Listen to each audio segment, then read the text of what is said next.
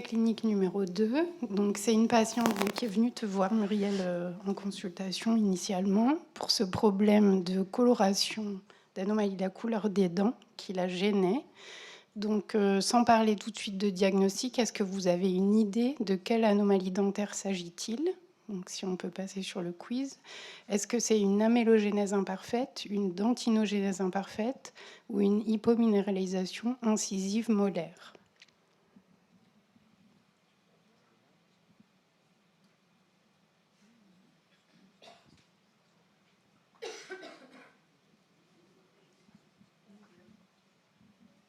Bon, bravo, je crois que c'est ça.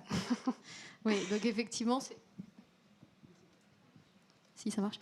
C'est donc une jeune femme qui présente une amélogénèse imparfaite de type hypomature, un peu hypominéralisée. Elle avait quelques sensibilités et surtout beaucoup de fractures et d'usures au niveau dentaire. Et elle consulte essentiellement pour ce problème-là, à la fois sur le plan esthétique et puis un petit peu sur le plan fonctionnel. Et elle a une autre sœur et un autre frère qui présentent également une amélogénèse imparfaite. C'est pour après. J'ai dévoilé la surprise. Est-ce que... Donc, t'as un peu dévoilé le sujet d'après, mais c'est pas grave. Est-ce qu'il y a des éléments à rechercher à l'interrogatoire ? Moi, ils étaient venus à 3 en consultation. J'ai un peu modifié l'histoire parce qu'ils ne le savaient pas. Donc, on rebondit un petit peu sur le sujet qui avait été déjà abordé ce matin. C'est est-ce que c'est une seule personne ou est-ce qu'il y a plusieurs cas dans la famille ? Donc, ça, est-ce que c'est une question que vous poseriez ? Est-ce qu'il y a d'autres signes ? Donc, est-ce que cette amélogénèse imparfaite, elle est isolée ou associée à d'autres symptômes et peut faire penser à un syndrome ? Donc effectivement, et une question importante à poser, c'est est-ce que les dents de lait présentaient le même aspect ou pas ? Et ça, même s'ils sont adultes, ils savent répondre en disant oui, mes dents de lait, elles étaient pareilles, elles étaient moches. Généralement, c'est ce qu'ils nous disent. Et ça, c'est un élément vraiment en faveur de l'amélogénèse imparfaite pour poser un diagnostic différentiel avec une anomalie de l'émail qui pourrait être acquise parce qu'il y a beaucoup d'autres facteurs qui peuvent perturber l'émail.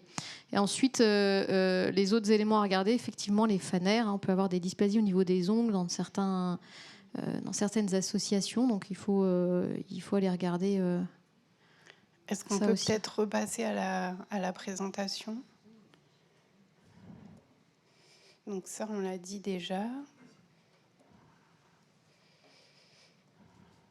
Alors, les aspects des fanères, oui. En plus, cette dame, elle avait aussi des anomalies des cheveux qui étaient cassants à l'âge adulte. Et si on pose pareil la question de comment étaient les cheveux à la naissance, c'est un signe qui est important parce que généralement, c'est pas constant, mais en tout cas, c'est assez caractéristique à ce syndrome, c'est qu'ils ont les cheveux qui sont frisés au départ et qui raidissent ensuite et qui sont cassants.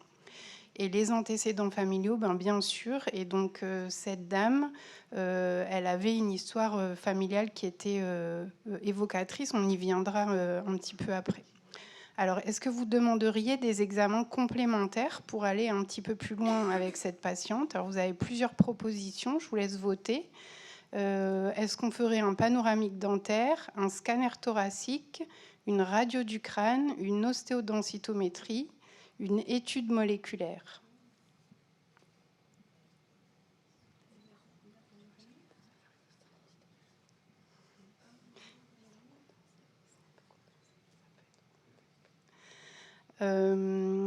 Alors, il y a plusieurs réponses.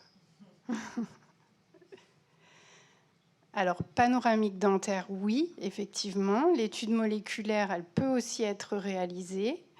La radio du crâne, je vais vous montrer quand on va repasser à la présentation ce que ça peut montrer.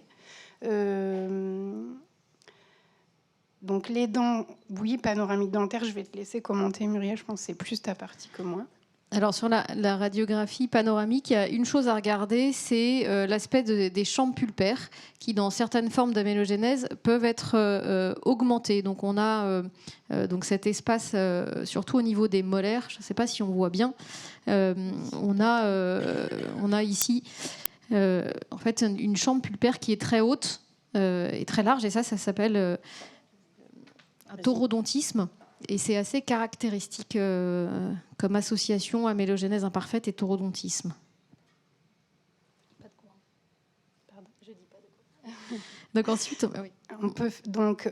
La radio du crâne, elle peut montrer aussi des choses. Alors, c'est pas extrêmement marqué ici, mais on peut voir quand même un petit épaississement de la voûte, voilà, qui peut se voir aussi dans ce syndrome. Alors, cette patiente a été adressée à toi, Valérie, en consultation de génétique. Je pense que tu as vu aussi la fratrie. Pardon, je ne vais pas y arriver moi non plus. Cette dame qui est montrée par la flèche, c'est celle qu'on a vue sur les photos. Elle a aussi un frère et une sœur atteintes. Ça vient de leur mère. Il y a aussi une fratrie, donc c'est assez évocateur d'une transmission qui serait dominante. Donc si on vous montre ici sa sœur qui a un peu le même profil au niveau des dents, hein, avec cette amélogénèse imparfaite, cette coloration qui est assez évocatrice. Je pense que sur le panoramique, on voit peut-être mieux encore le taurodontisme que tout à l'heure, ici. Et sur la radio du crâne, on voit également que la corticale est un petit peu épaissie. Et on a aussi le frère. Je te laisse commenter peut-être les dents. Bah, c'est assez similaire. On a aussi une atteinte de l'émail avec, en plus des petites zones d'hypoplasie un peu striées, une usure importante du fait d'un prognatisme mandibulaire, et on retrouve le taurodontisme au niveau des molaires. Et le crâne, je pense que c'est encore moins flagrant que les deux autres. Alors, est-ce que vous avez une idée du diagnostic ? Donc, sont proposés une amélogénèse imparfaite isolée, une mucopolysaccharidose ou un syndrome trichodonto-osseux.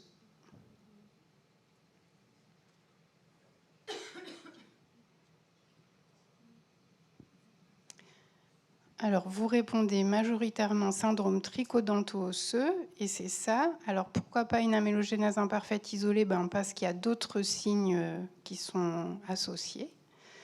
Donc, si on repasse à la présentation, donc une étude moléculaire a été réalisée. À Necker, on étudie 70 gènes sur un panel qui sont responsables de maladies avec lyse, condensation ou prolifération anarchique de l'os, et a été mis en évidence un variant pathogène qui est une délétion de 2 nucléotides dans le gène DLX3. Donc c'est un variant qui a déjà été rapporté dans la littérature chez des patients atteints de syndrome trichodonto-osseux et qui est un variant qui a été classé pathogène, qui est un variant frameshift, et le gène DLX3, il est connu pour être responsable de ce syndrome. Et l'étude dans la famille a mis en évidence le variant également chez le frère et chez la sœur, et je pense qu'on n'a pas d'autres prélèvements d'autres membres de la famille. Donc c'est une maladie qui est rare aussi, le syndrome trichodonto-osseux, qui a une grande variabilité clinique qui peut être inter- et intrafamiliale. Les signes majeurs, donc au niveau des fanères, c'est une dysplasie ectodermique avec des cheveux qui sont frisés à la naissance, et ça disparaît ensuite. Au niveau dentaire, on retrouve une hypoplasie de l'émail et une taurodontie. Je crois que c'est vraiment ce signe-là qui permet de faire le diagnostic, donc il faut faire un panoramique dentaire. Et au niveau osseux, on peut avoir une augmentation de la densité minérale osseuse, d'où l'ostéodensitométrie. Je ne sais pas s'il y a vraiment un intérêt diagnostique à le faire, mais en tout cas, si elle était faite, ça montrerait cette augmentation. Et il peut y avoir aussi un épaississement de la corticale des os du crâne. Donc ça, c'est vraiment les 3 signes du syndrome, avec surtout le phénotype dentaire qui permet de faire le diagnostic. À ces signes-là peuvent être associés d'autres signes.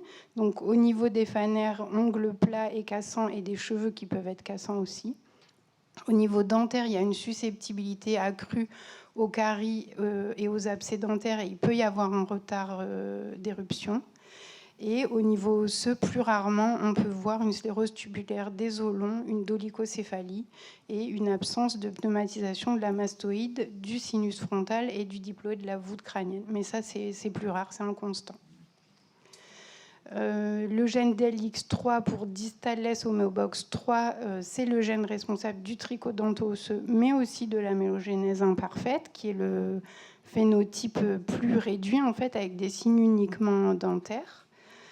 Ils sont tous les deux de transmission autosomique dominante. Il y a quelques mutations qui sont rapportées dans HGMD dans les deux phénotypes.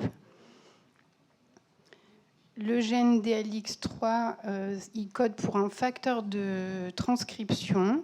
C'est un petit gène qui a, au niveau protéique, il y aura du facteur de transcription, il y a 3 domaines qui sont importants, dont l'homéodomaine. Et vous voyez ici sa représentation.